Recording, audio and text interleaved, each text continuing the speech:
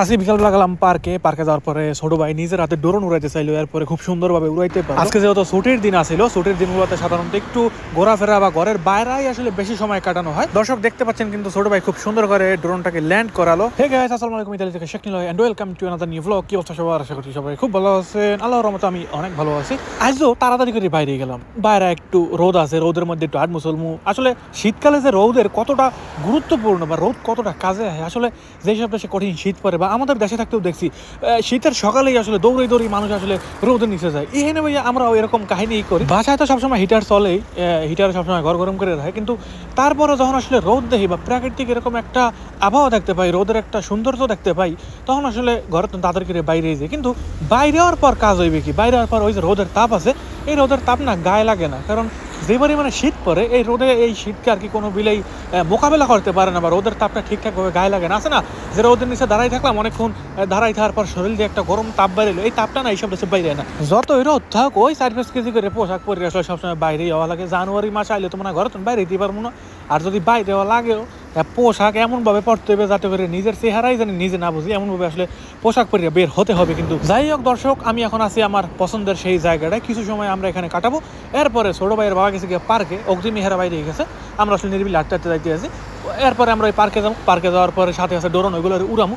যদিও ছোট ভাই একা একা ড্রোন উড়াইতে পারবে না, কারণ ড্রোনের যে ধরনের কন্ট্রোলগুলো আছে বা ব্যাটারি লাগান বা সমস্ত কানেক্ট করা লাগে, এগুলো আসলে ছোট ভাই পারবে না। যাই হোক আমরা আস্তে আস্তে যাইতেছি। দর্শক, আমি এখন যেই জায়গাটার উপর দাঁড়াইছি, এই জায়গাটা কিন্তু টুরিস্টরা অনেক বেশি পছন্দ করে। যখন আসলে গরমের দিন আসে বা জুন জুলাই আগস্ট সেপ্টেম্বর মাস, এই দিনগুলোতে যখন আসলে দেশ বিদেশ থেকে মানুষ আসে, এই জায়গাটা কিন্তু অনেক বেশি পছন্দ করে। মানে এই একটা জায়গা দ্বারাই কিন্তু পুরো শহর দ্বারা দেখতে পারে, যার কারণে আর কি টুরিস্টরা অনেক বেশি পছন্দ করে এই জায়গাটাকে। দর্শক, দেখতে দেখতে কিন্তু আমরা পার্কের মধ্যে ঢুকে গেলাম। আর পার্কের যে পরিবেশটা দেখতে পাইতে আছেন, অনেকে হয়তো ভাবতে পারেন যে আমি মনে হয় এই ভিডিও এডিট করছি বা ভিডিওর যে কালার পরিবর্তন করছি। আসলে আমি কিচ্ছু পরিবর্তন করিনি, যেমন ভিডিও এমন করে আমি আসলে ইউটিউবে আপলোড দিই। সো আপনি যদি কখনো এই পার্কে আসেন বা কোনো দিন যদি ঘুরতে আসেন এই ধরনের জায়গাগুলোতে, কখনো কোনো ধরনের পরিবর্তন কিন্তু পাইবেন না। আমি পার্কে আবার লগে লগে কিন্তু ছোট ভাই দৌড়ে আইয়ে পড়লো। এখন আমরা ড্রোন উড়ামু, যে ধরনের প্রসেসিংগুলো করা লাগে, ব্যাটারি লাগান থেকে শুরু করে ফোনের ওয়াইফাই লাগে যে কানেক্ট করা লাগে, সমস্ত কিছু আমরা এখন করবো। তারপরে 5 থেকে 7 মিনিট মনে হয় এই ড্রোনটা উঠতে পারে, বা সর্বোচ্চ 10 মিনিট। সো 10 মিনিট উড়ানোর পরে আমরা আসলে কি করব, পার্কে থাকি না থাকি আমরা আসলে নিজেরাও জানি না, দেখা যাক পরবর্তীতে কি করতে পারি। দর্শক, এইটা একটা খেলনা ড্রোন হইলেও কিন্তু অনেকদিন এই ড্রোনটা ব্যবহার করছি, তাও বলতে গেলে 20 থেকে 25 দিন বা এর থেকে কম বেশি কিন্তু হইতে পারে। যাই হোক, এখন পর্যন্ত মনে নেই যে লাস্ট এই ড্রোনটা কবে কিনছিলাম। বাবা গেছিল রাজধানী রোমে, ওই জায়গা দিয়ে এই ড্রোনটাকে কিনে নিয়ে আসে। সো এটা একটা প্রফেশনাল ড্রোন না, বা এইটার দাম আসলে লক্ষ লক্ষ টাকা না। সো একটা খেলনা ড্রোন বা বাচ্চারা খেলে এরকম একটা ড্রোন যাতে সুন্দরভাবে উড়াইতে পারবো, আমি আসলে ভাবিও নাই। খুব সুন্দরভাবে ওরে কিন্তু উড়ানোর সময় আসলে কিছু কিছু দৃশ্য দেখাইলে আসলে বুঝাইতে পারবো যে এটা আসলে কি সুন্দরভাবে কন্ট্রোল করা যায়। এবার ড্রোনের যে রিমোট আছে, রিমোটের মধ্যে ব্যাটারি লাগাইতে হবে, ব্যাটারি আমরা লাগাই দিলাম। এবার আমরা আসলে উড়াইতে পারবো বা উড়ানোর লেগে একদম প্রস্তুত। আসলে দর্শক, ইতালির পার্কের মধ্যে কিন্তু এখন আর আগের মতো মানুষজন নাই। গরমের দিনগুলোতে যেমন লক্ষ লক্ষ মানুষ থাকে বা হাজার হাজার মানুষ থাকে, কমসে কম কয়েকশো মানুষ তো থাকে এই পার্কের মধ্যে। সো ওই মানুষগুলো কিন্তু এখন আর এই পার্কের মধ্যে থাকে না, কারণ ইতালিতে এখন শীত পড়া শুরু হয়েছে বা মানুষ আসলে আইয়া 2-4-5 মিনিট থাকে, তারপরে এরা আসলে চলে যায়। আমরাও আসলে ঘন্টা এই জায়গায় থাকবো না, বা অনেক সময় কিন্তু এইসব জায়গায় থাকা সম্ভব না, কারণ বাইরে যদি অনেক সময় থাকেন তাইলে আসলে বড় রকমের রোগও কিন্তু হয়ে যেতে পারে, ঠান্ডা কাশি জ্বর এরকম সমস্যা কিন্তু হতে পারে। আসলে আজকে যে বাইরে যেতে পারবো কখনো ভাবি নাই, কারণ আজকে বাইরে হয়েছি মূলত বাইরে সুন্দর একটা পরিবেশ দেখছি বা বাইরে রোদ আছে, রোদের কারণে আসলে বাইরে হওয়া। দর্শক, দেখতে দেখতে কিন্তু ছোট ভাই ড্রোনটারে কিন্তু আকাশে ফ্লাই করে হালাইলো। ছোট ভাই আসলে খুব বেশি উপরে উঠাইতে ভয় পায় বা কন্ট্রোল করতে ভয় পায়। তারপর আমি কইলাম যে উপরে উঠা, কোনো রকমের সমস্যা হলে আমি আসলে আস্তে আস্তে নামাইতে পারবো, কোনো রকমের সমস্যা নাই।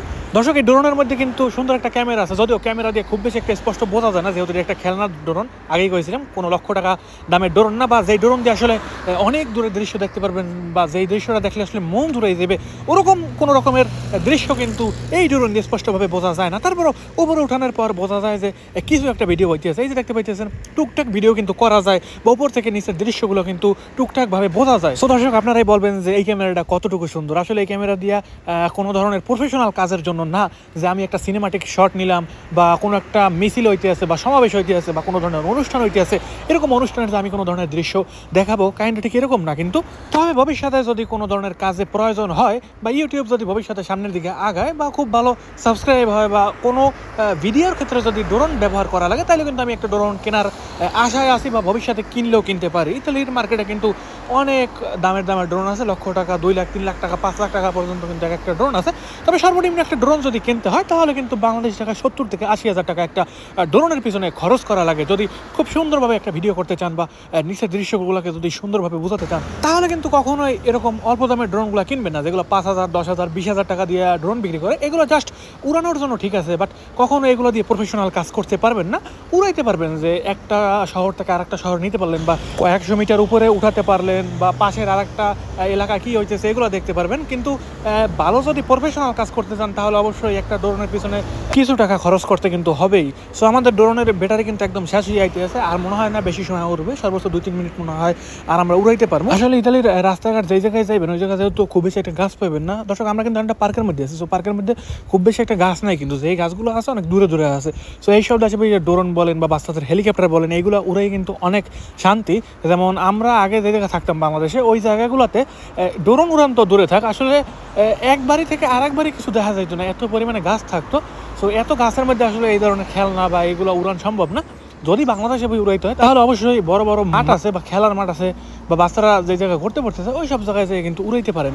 আমরা চাইলে আমাদের বাসার সামনে বই উড়াইতে পারতাম, কিন্তু আজকে বাসার সামনে বই উড়াইনি এই কারণে যে আজকে যেহেতু পার্কে আওয়া হয়েছে বা বিকালে বেশ সময় পার্কে থাকা হইবে, এই কারণে আসলে এই ড্রোনটার পার্কে নিয়ে এসেছি। পার্কে এনে নিরিবিলি শান্তি করে আসলে উড়াইতে পারবো। এরপরে আমাদের ড্রোনের চার্জ একবারে শেষ হয়ে যায়। এবার আমরা আস্তে আস্তে একটা মার্কেটের উদ্দেশ্যে রওনা দেবো।